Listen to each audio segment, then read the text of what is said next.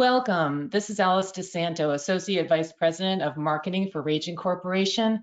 Really happy to have each of you with us today for Rajant's Autonomous and Robotics Platforms, the Operational Force Multiplier webinar.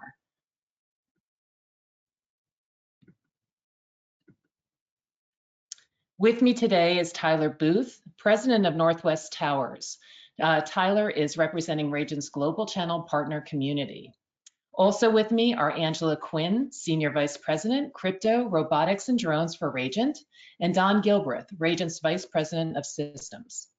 We further anticipate questions and discussions following our time together, so we've included contact information for all of us on this webinar under our names.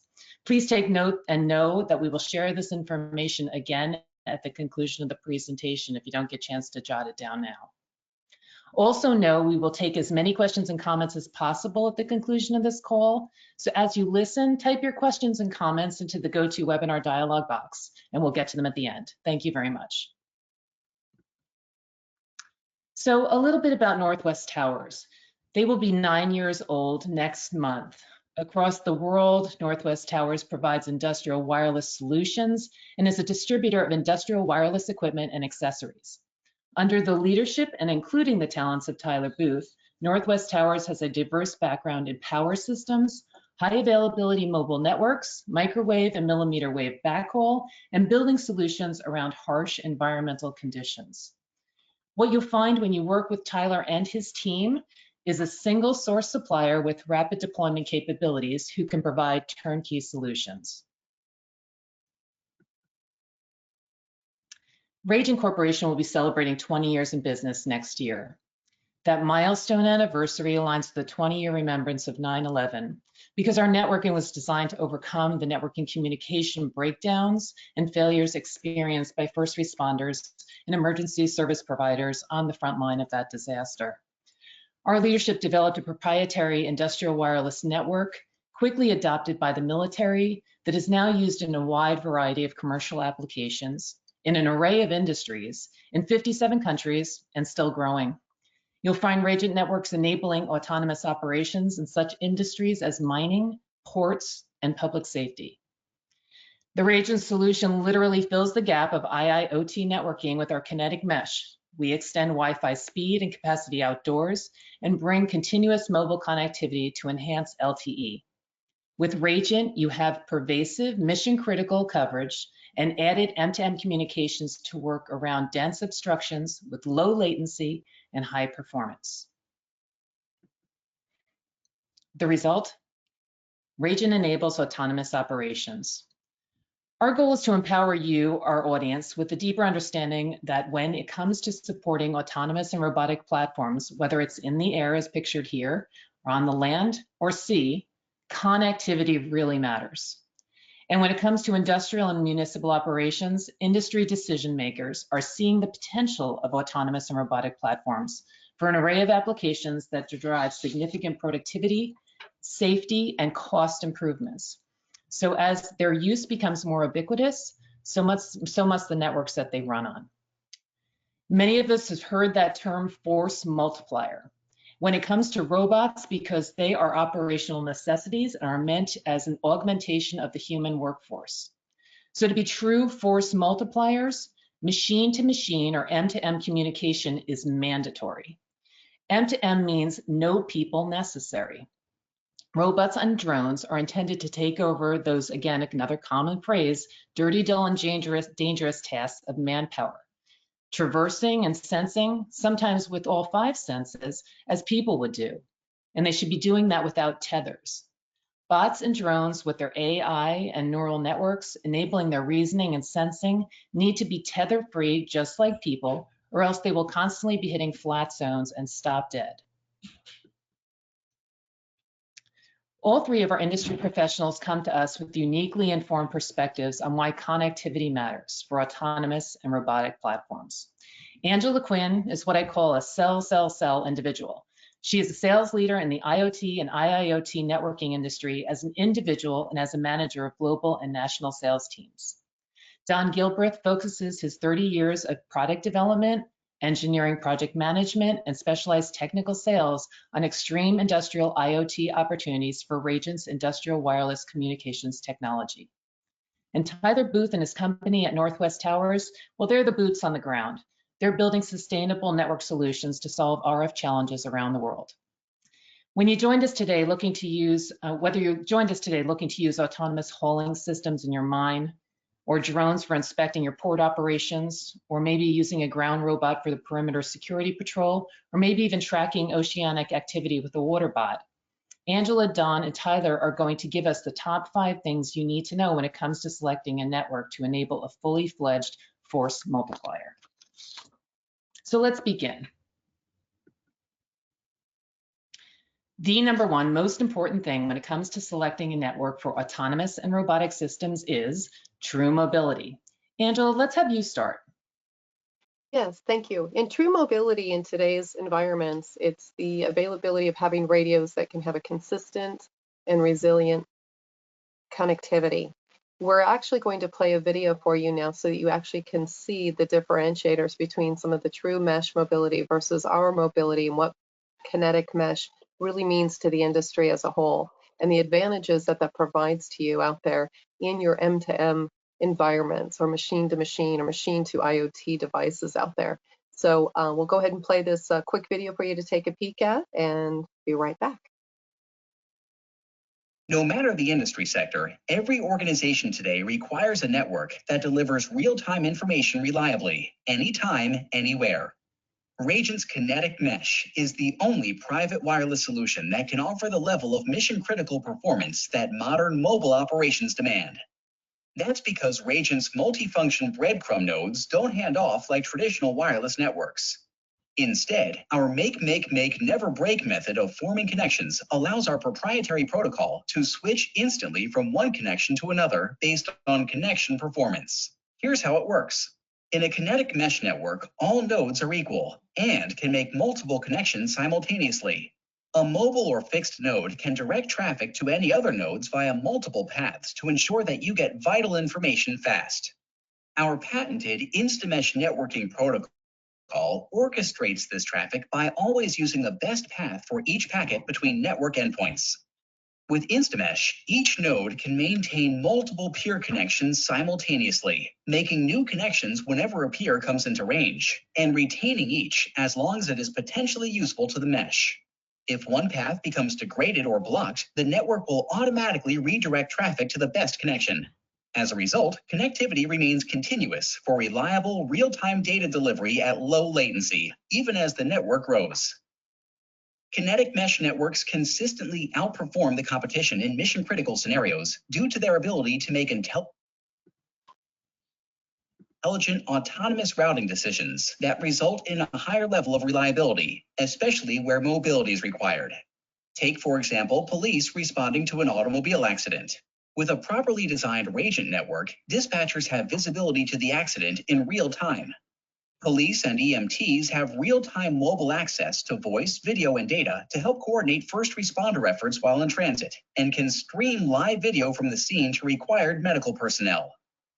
By comparison, when mobility demands are high, traditional Wi-Fi and mesh networks often fall short. These networks typically employ break before make or make before break approaches to connectivity. In traditional break architectures, mobile nodes can only talk to infrastructure nodes, not each other, via a single connection.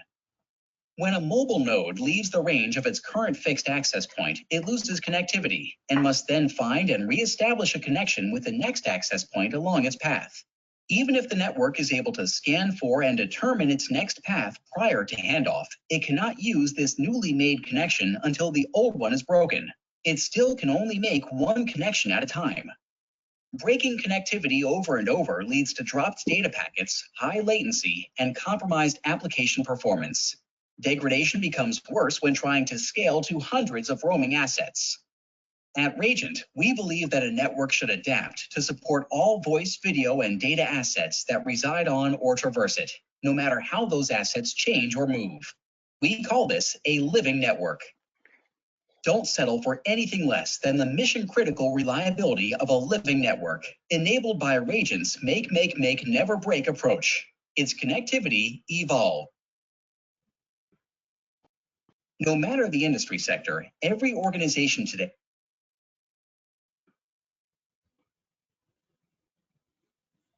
Thank you. So in this picture here, what we're showing really is a demonstration of all of the IoT devices, industrial IoT devices, and you actually can see there's ground bots, aerial bots, man to machine, machine to machine, building to building machine, all the different types of connectivity that we're seeing out there and being demanded on the new applications and so forth. So with that, I'll have Don, if you'd like to chime into some of these applications that we've seen and some kind of real world scenarios that you're experienced and that we're seeing in the demands from the need for the kinetic mesh environment. Yeah, sure, Angela. Actually, I know that Tyler can speak better to infrastructure-based applications where mesh is there, but what I find exciting today is to see our radios on various air and ground robots that are actually require no infrastructure. It's like an emergency situation, a mining thing, a tunnel application, even research with DARPA that's doing underground work, where you basically see air and ground robots that are literally helping each other from a relay point of view to go deeper into the mountain and get data out where people wouldn't want to be. And instant networking is not just a phrase. It's absolutely works with Rajant, and maybe Tyler can pick up a little bit of infrastructure based mesh use. Yeah, absolutely. So for us, when we're building infrastructure supporting mobility applications, we look at the customer need.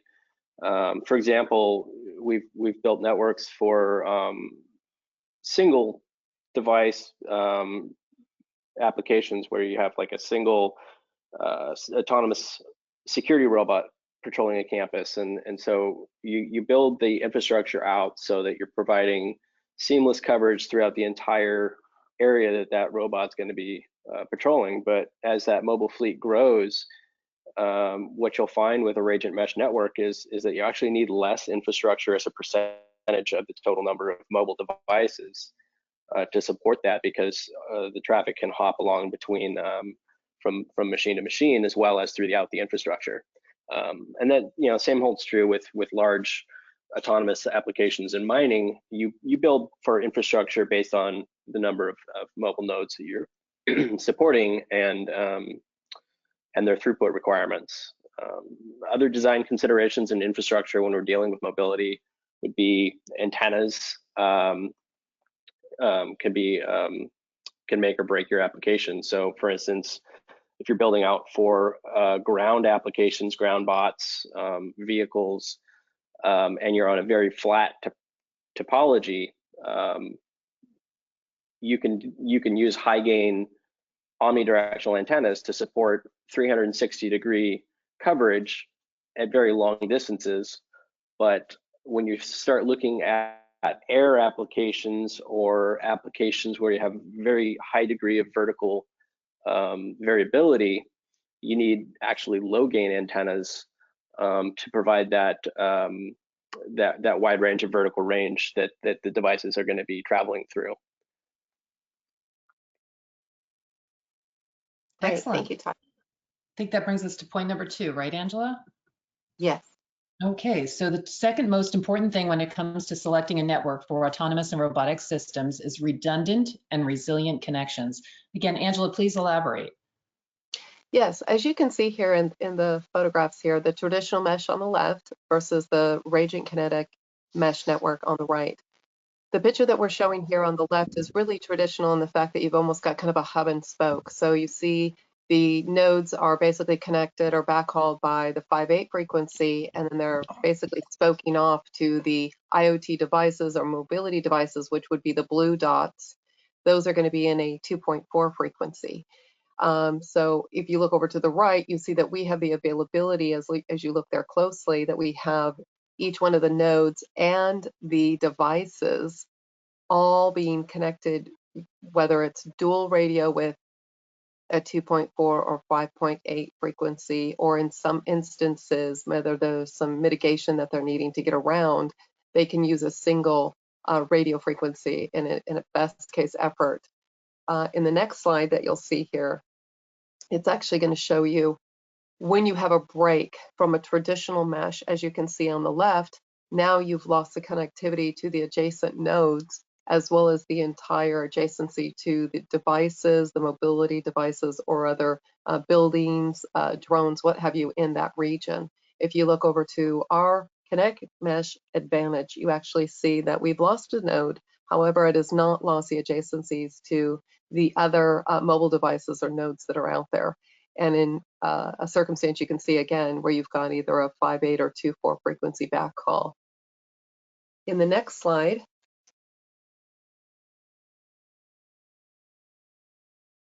we'll have Don and Tyler kind of speak to this as it being indicative to the industry with mobility, whether it's ground bots or aerial bots, the advantage that this makes for us in the multiple frequencies and the availability of popping from one node to another seamlessly.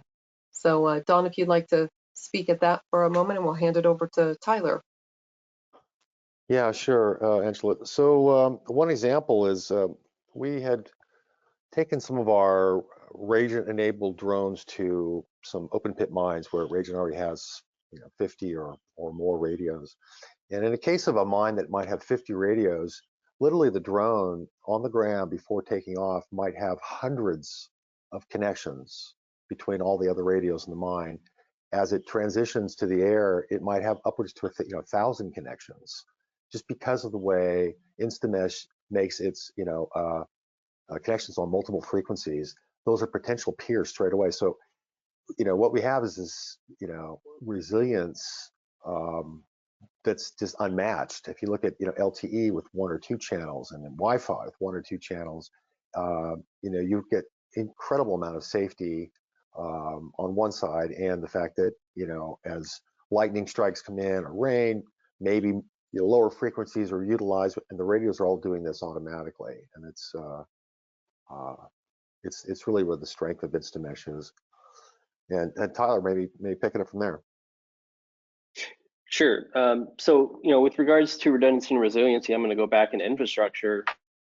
It plays a large role in redundancy and resiliency of a mesh network. A network should be designed around the goal of enabling mesh nodes to connect to multiple fixed networks at any given time, whether they're mobile or fixed infrastructure, offloading mesh traffic to a wired network wherever possible or feasible. Dual radio mesh solutions also provide spectrum redundancy to overcome interference on, maybe you have interference on one channel, but the other channels are clear. 2x2 MIMO radios provide wave polarity redundancy. So when you are experiencing higher noise levels on one polarization, you can potentially overcome that with your alternate polarization, handling that data load.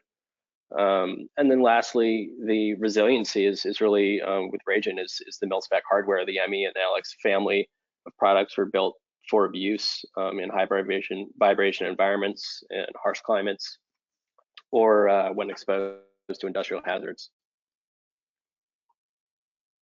Excellent. Okay, I think that brings us to point number 3. The most important thing when it comes to selecting a network for autonomous and robotic systems is low power, lightweight. Angela, why is this important? Well, it's obviously important with the new generation as we're evolving into technology, as we're seeing the bot environment getting smaller and more needs-based in regards to real-time streaming data, whether it's video and surveillance, ground control. We are seeing a lot of small bots going into mining shafts or in hazmat environments, so that we really have to have a product that is very sleek and very low power, because a lot of these bots only have so much battery life on them. So that's very significant in the industry. And this is where we have taken the leading share of the market space with the design that we've done here. With this radio that you see, the blue radio on the lower right, it literally is a streamlined design that would fit in the palm of your hand, that's probably comparable to like a garage door opener. And the demand that we needed and that we met, and we did a purpose-built build-out with our team, was to provide a drone for surveillance, as well as a swarm drone projects that we were involved in. So I'm going to hand this over to Don so he can speak to this first-handedly as a developer into the product and the needs that we found and fit in the industry. Yeah, sure. This slide you've got up actually was an interesting picture from last summer where we were testing, upwards to 20 off-the-shelf, low-cost drones with, our DX2s on them in swarm formations where there's no pilots on the ground, and literally all the really work there was stress testing both the radios and the swarm algorithms that were residing on each guys for high speed work. And obviously, the only way we could even attempt to work with low cost COTS drones was to get our radio line down to this kind of weight and power. And as a user like Tyler will test, every gram of weight and every milliwatt is being watched for airtime, and it's critical. Tyler? Yeah, completely agree. The DX2 has enabled us to extend the mesh network applications into the air on low-cost consumer-level drones with extremely lightweight form factors and low power budgets on the device. When the DX2 became available, we did a proof of concept with a widely available off-the-shelf commercial drone, the DJI Phantom 2. We integrated an onboard mesh radio and a GoPro camera, just as a proof of concept, and it worked great. From an application perspective, we use low gain, lightweight, circularly polarized antennas with opposing left-hand, right-hand polarity diversity on the drone. That gives us 2x2 MIMO streams in the air that can avoid obstacle interference as well. The circular polarization does a little better than what you might see with traditional vertical and horizontal for drone applications. And then we match that with a high gain circularly polarized antenna on the ground station. When you're building for drone applications, as Don mentioned, every ounce or gram matters in terms of airtime. Can have a significant impact on flight time, additional power draw from aftermarket electronics, and also have an impact on flight time as well. So that low power budget really makes a big difference.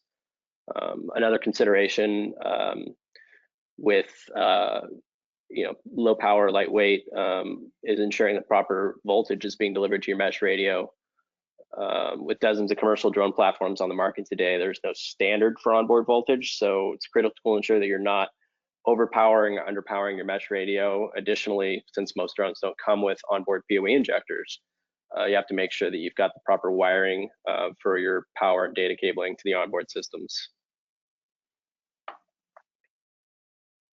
Great, thank you, Tyler.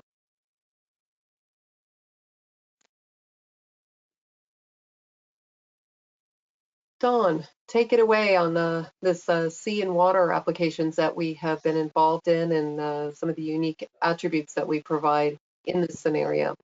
Yeah, sure. This is actually one of my favorite sea vehicles. This is a boat called a WAMV. It's actually made in Northern California, and this group is pretty much the go-to robotic platform for sea vehicles for academia around the planet. It's been used in various global contests, and as a platform, it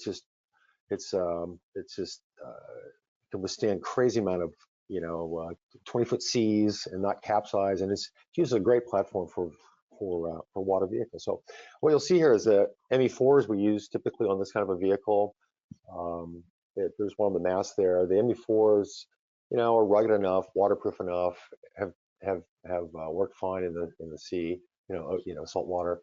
And what you typically see are applications like one we were involved with a couple years ago was a contest called X Prize, where it was sort of mapping the ocean without humans, and it took upwards to 5 robots, including what you'll see on the right are these underwater drones, underwater robots that actually went down some 3,000 feet, took pictures, and as they came up, they're offloading the data to the boats. The boats were actually offloading data to aerial drones about 11 miles away. And as you know, when you get out to the ocean, your LTE doesn't work. You'll have a satellite. So again, being able to do instant, in networking in any environment is very critical. I think you have a video here something right behind it here, actually running. Yeah, there you go. There's an ME4 again. In fact, what's interesting about this boat, you'll see there's Honda Motors. They sell these with, electric versions, jet versions, and outboard motors. And if you've ever looked at Google Earth on the beach lines, it was probably captured with this particular robot. It's what Google used for most of the mapping. So similar to aerial drones, you can use mission planning. It's like this particular video was the WAM-V was sent out to do hydro surveys. You're looking for stuff underwater, and the same kind of mapping you do for agriculture or aerial stuff you would do with this kind of boat. And what it's showing here is survey speeds are typically 47 knots, but it can do 3 times that speed when it's going out to a location.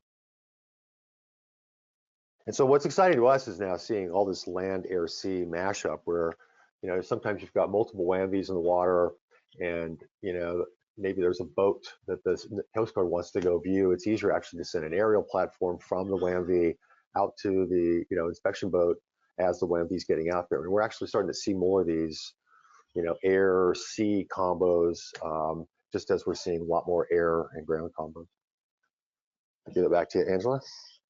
Yeah, great picture there with the drone above it over the boat, so the communications between the two.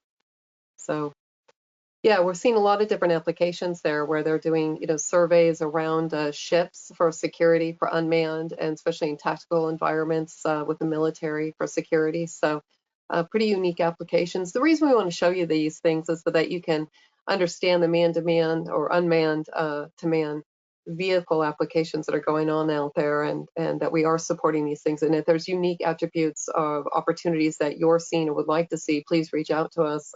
We do have a team that can actually help design and devise interoperability with the radios and the applications that you would have out there. So on the next slide. I think it actually brings us to number 4, right? So the most important thing when it comes to selecting a network for autonomous and robotic systems, which is dual radio and wireless communications. So Angela, why is this necessary? And this is a great shot of you, Don, by the way, and your team doing what you do best. Yeah, thanks. That was actually DARPA in February. Yep. Mm-hmm. So dual radios are a significant advantage for us. It allows us to have an advantage with a peer-to-peer connectivity. It allows us to do our make before break technology in our InstaMesh software, and helps us provide a best case route availability at all times. It also allows us providing with the dual radios and the technology that we have, we're running at a layer 2. So it provides a lot of advantages for us with dual radios having multiple frequencies and so forth. So with that, I guess on the next slide, we'll actually see some of the swarm videos that we're going to see here. And here's some applications that are really, to the advantage of the make before break. And you've got all the different types of applications, from video cameras for CCTV, you've got ground bots, you've got aerial bots. This is a mining application, so it is a lot of machine to machine. We're seeing a lot of unmanned vehicles actually out there, but at the same time, they have to be able to have tracking and know where, in mining environments, you have to know where a dynamite stick is until it's actually blows up, so to speak. So there's a lot of tracking that needs to go on in devices. And in this next one here, we're going to say it seems the similar type technology. And Tyler, I'll hand it to you to kind of speak about the infrastructure and the make before break technologies and designing networks like these. Sure. Yeah, the dual radio mesh platform that Rajant offers allows the system to operate similar to a full duplex system, in the sense that it can receive packets on one interface while simultaneously forwarding them on the other interface. In addition to extending mesh networks with no significant performance loss per hop, this also enables wired nodes to essentially load balance traffic across multiple interfaces, enabling much higher bandwidth applications than you would see with a traditional or single radio mesh node. We've used the ME4 5050, for example, as our mesh radio of choice in a number of teleremote autonomy solutions in mining and security applications for our customers. for the greater throughput that dual radio system has. Great. Excellent. I think we might be coming into our last point. So finally, number five most important thing when it comes to selecting a network for autonomous and robotic systems, and that is secure M2M. Yeah, so security is going to be critical to any network infrastructure that is out there, regardless of the size and scope, your business, your demands, security is utmost. And being a purpose-built product that we have and have deployed out there with the kinetic mesh environments that we're operating in is, if you look back to, 20 years ago for us, we basically saw the need with 9/11 and having a secure and reliable network. And security is paramount as far as the radios having proprietary mix in our InstaMesh software. It is a very robust. It allows us to route and have mitigation from noise. It also allows us to put all of these type of technologies into the radios and the solutions and products from encryption. So with that, I'll hand over to Don if you'd like to add anything to that. And yeah, I guess look, the last examples, in the case of robots and things, if you've got earth movers or robots that are have dangerous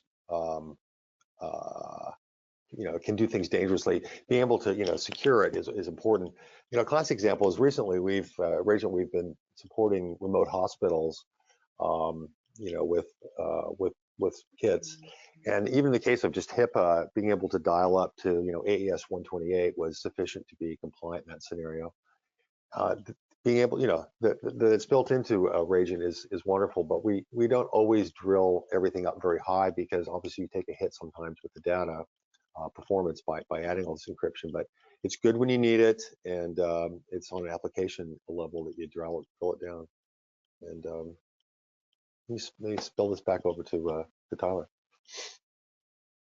Sure. Yeah. So for us, the MAC level encryption offered by Rajant is able to provide much greater level of security than your typical commercial wireless solution. Standard wireless encryption levels like WPA2 are well documented along with all of their weaknesses. So WPA2 can be cracked in under 10 minutes these days. As you can imagine, when you're dealing with very expensive autonomous vehicles that have the potential to do serious harm, and if their control systems were accessed by ill-intentioned individuals, you can't really afford to be running them on weakly encrypted networks with commonly known vulnerabilities. So Rajant's military-grade encryption stack, implemented at the MAC layer, encrypts not only the data on the wireless network, but the data that might flow over ancillary systems like point-to-point backhaul links, as well as your wired networks. You have end-to-end encryption from the point the packet enters a breadcrumb to the point when that packet leaves the mesh network.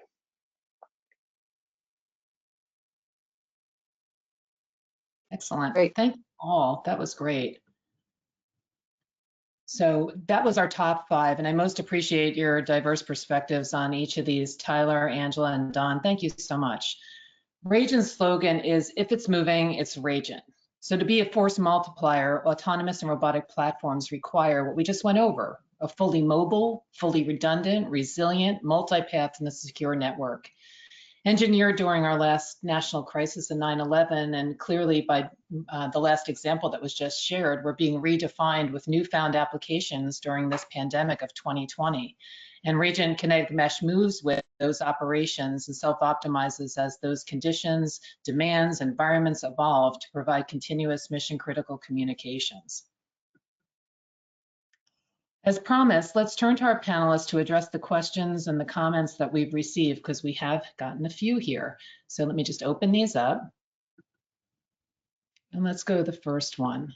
So Brian wants to know, when will a dual band DX2 type device, 2 or 5 SISO perhaps, be available to enable failover in air applications? Does anybody want to field that for Brian? We're not making an official comment from a production point of view, but we are obviously looking at small dual band radios. but nothing we can enlighten the world with at this point. To be Good question, announced. Brian. Good question, Brian. Tune in later. Yeah. Okay. All right. Okay. All right. Our next question comes from Andy.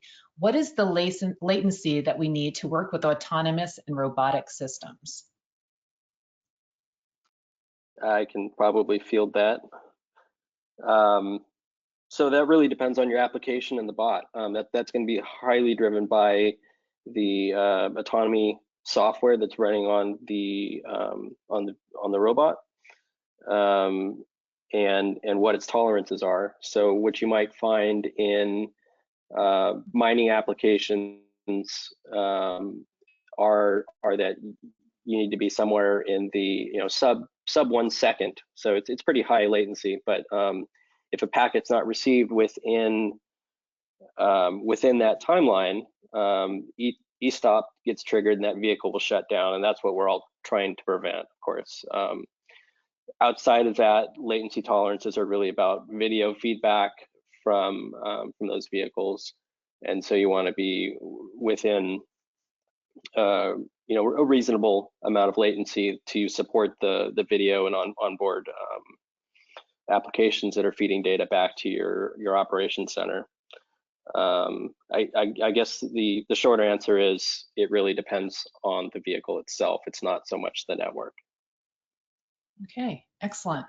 All right, so the next question comes from Juan. How can Rajant fight against noise and interference in RF crowded areas? Do you guys have any recommendations? This is Don. I can add just one thing. Generally, when we go to a new location, we do a spectrum sweep just to kind of see, or even some apps on our phones might show us what Wi-Fi channels might be already utilized, and it will give us a sense if we need to kind of move our gear over, potentially, or find a new channel. Tyler would probably go a little deeper when they do infrastructure stuff, and I'll pass it over to him. Sure. Yeah, no, absolutely. Spectrum analysis when it's going up is certainly best practice. But I think more importantly, what Rajant offers is that dual radio system. That you may experience interference that wasn't there when you installed the network, but you see interference on one channel. Typically, you've got that other radio there that can handle your traffic while you work on finding a clean channel to move everything else over to. Okay, all right, excellent. All right, now the next question up is from Renus. What regions does Northwest Towers operate in? I think this was custom made for you, Tyler. Yes, in full transparency, Renus works for us, and he's self-serving here. We work globally. I think you said, can you get more specific? No, it's okay. Well, actually, you should note some of the environments that you've actually done some projects for us with, Tyler. Some, from obviously the Sahara to the Arctic. So maybe touch on that. That might expand. Yeah, no, absolutely. We've built networks in some of the most challenging environments on the planet. So we've done a project in the Sahara Desert, and that challenge obviously was around the heat, the intense heat that we had to design for, ensuring that we had proper airflow through cabinets without allowing dust particles and other mining metallic dust to get into the equipment that would be housed in power cabinets, things like that. On the polar opposite of that, you've got the Arctic Circle. When we're designing around systems in frigid environments, probably the biggest concern is that anything plastic based will snap. It gets brittle. So Cat5 cable, zip ties, you name it. And so coming up with alternatives for that is probably the biggest challenge you'll run into. And then obviously, using electronics that are rated for those environments is necessary. So again, Rajant really fills that need for us. Thank you, Tyler. Okay, our next question is from Nikos. What are the weaknesses for LTE systems compared to a Rajant mesh? Well, great question. I'll address that, and then probably have the gentleman hand off as well. In traditional LTE, if you see in certain environmental, say, crowd controls or tactical situations, you can, as we've all experienced, in certain environments where the LTE or the cellular has been oversubscribed for whatever reason or incident. And so that was part of the reason for a purpose-built network with Rajant, was that we would be able to have a private network infrastructure that would be purpose-built to overserve when there's issues. So if there's a cellular tower that goes down or it's oversubscribed in an area, downtown areas where there's maybe marathons, things like that, crowd control, police surveillance, you can actually put up our radios in a matter of minutes, tripods, towers, what have you.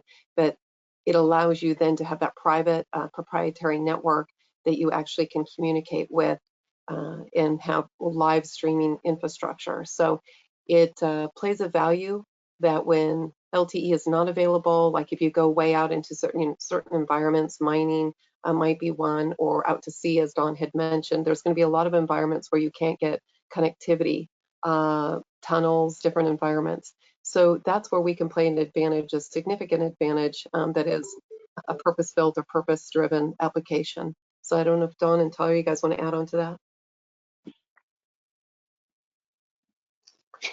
Yeah. Yeah, Go ahead, Don.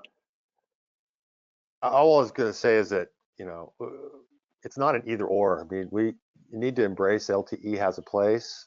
It's great when we need edge device connectivity from a large mesh. And there's places where satellite's relevant. And, what you'll see is that some of our sort of TAC friends, guys with TAC fans, it's not uncommon to have satellite, cellular, and mesh all in the same vehicle.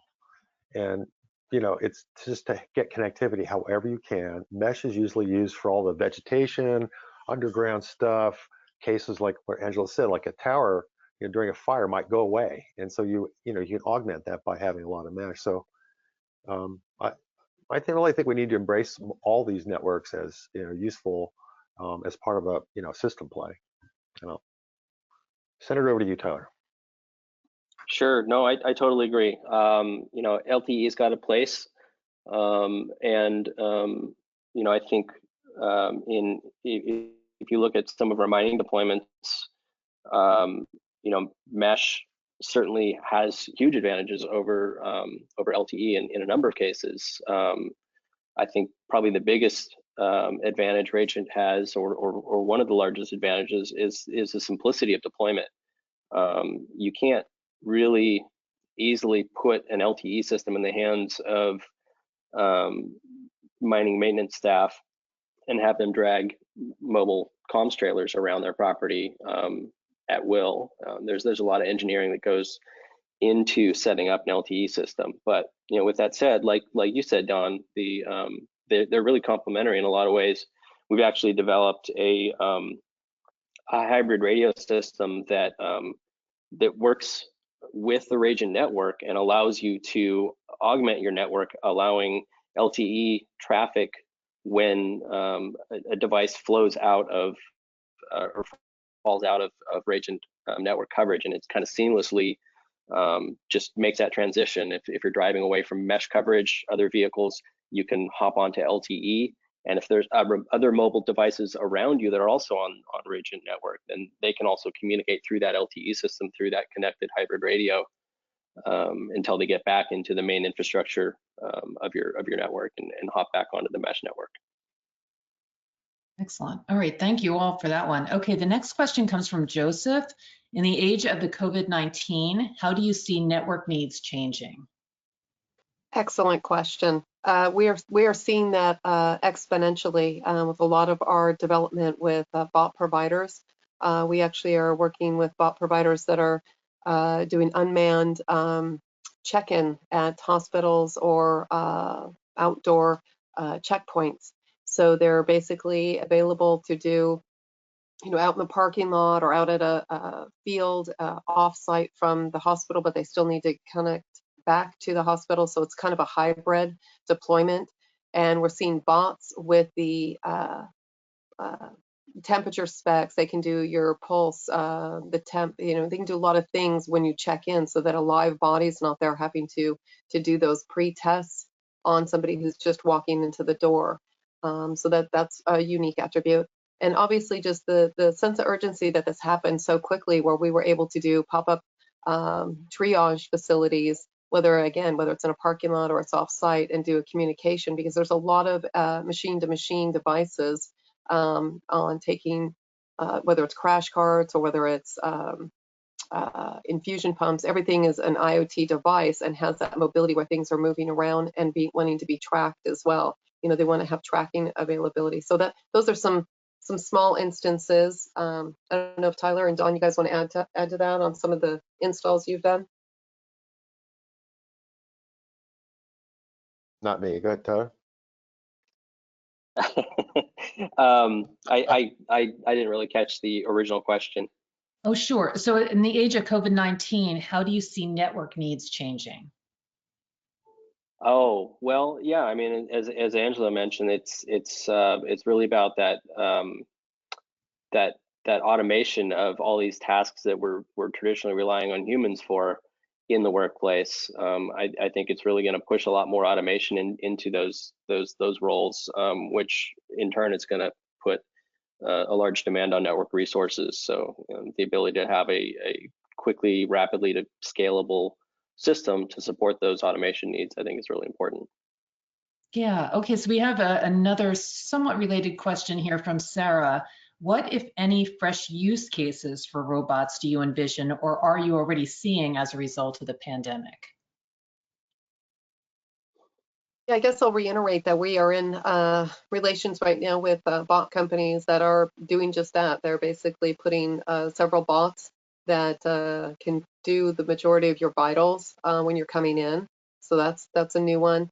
The other thing is that we're seeing drones that are basically having like a thermal camera that are actually being able to see over a swarm over an area who's got temperatures, from a temperature perspective. So we are seeing some really unique new applications that are out there, and probably more so that'll be coming to light.